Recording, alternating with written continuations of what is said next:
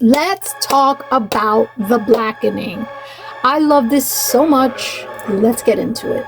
The premise of The Blackening is a group of black friends go away for a weekend. It's a reunion / Juneteenth celebration, and they end up trapped in a cabin with a racist killer. They're forced to play a deadly game called The Blackening, and they have to use their street smarts and knowledge of horror movies to help them stay alive. The Blackening is a smart, self-aware horror comedy that uses humor to address the black experience, especially as it relates to horror. It incorporates many of the classic slasher movie conventions while offering a distinctively black perspective to the horror genre, which, as you know, has historically marginalized and mischaracterized people of color. Think about it. Can you even name one black final girl? No Google. Can you? Because I couldn't, and I watch a lot of horror. But we live in a post-Jordan Peele world now, baby, so bring on the blackness. Wish. Granted. The racist killer in the movie wears a black face mask. Wait, let me fix that. Not a black face mask, a black face mask. And he communicates with the group via a black and white TV screen. Definitely channeling Jigsaw vibes. He forces them to play the game, as I mentioned, which is essentially a black history entertainment trivia game. And I love that they use the game as the vehicle to openly acknowledge these black stereotypes and tropes. It really was a smart way to work these things in. And the game scenes were really some of the funniest. The trivia questions were gold. Let's talk about that mask for a second. Now, masks can make or break the creepiness factor of a killer. And one thing I think everyone can agree on is that blackface is hella scary. What you gonna do? What you gonna do? A large part of what makes The Blackening so enjoyable is that the characters are just so damn cool.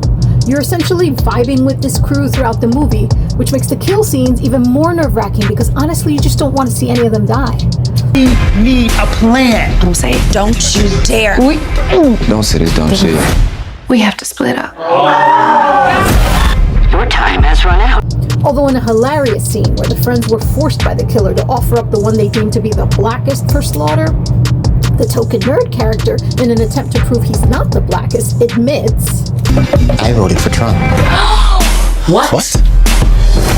Twice? New rule, Trumpies die first in horror movies. We need to make that a thing. Horror characters are often chastised for making dumb choices, right? Like, why would you do that? That's something only a white person would do. Conversely, in The Blackening, some of the best moments centered around how their blackness informed the decisions they made in these dangerous situations. And while their choices were not always perfect, they were way more relatable. The kills are PG-13 at best, yeah. Personally, I would have enjoyed more gore. But I was very excited that the killer's weapon of choice was a crossbow. I don't know what it is, but I am a sucker for a good arrow kill.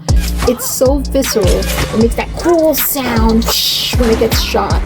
And then there's always that factor of what do you do when somebody gets hit with the arrow? Do you leave it in? Do you take it out? I'm more of a keep it in kind of person, so I don't bleed to death, but that's just me. So it's not gory, but that does make it a more approachable horror movie. The last thing I wanted to celebrate about this little gem of a movie, and a great example of how it doesn't take itself too seriously, they introduce a mind-reading element. And I'm pretty sure it was inspired by the Key and Peele skit called The Shining from season 2, which proposed that all black people have a power known as the Shine that allows them to communicate telepathically.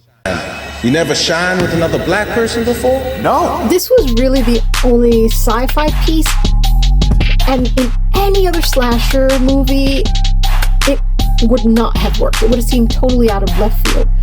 But in The Blackening, it speaks directly to the deep connections shared between the black community, and it totally worked. Wow, Denzel Washington? I'm here, I'm present, and I will always be around. The Blackening is a smart, funny horror film that explores the unique perspective of black people in horror while entertaining us in the process. And really, what more could you ask for? I want to see more of this. Let's just keep this going. More diversification, more representation in horror. Jordan Peele, you the man. Thank you for paving the way for great films such as this. Go watch it. It's still in theaters. It's a great time for everyone. Bye for now and watch more horror.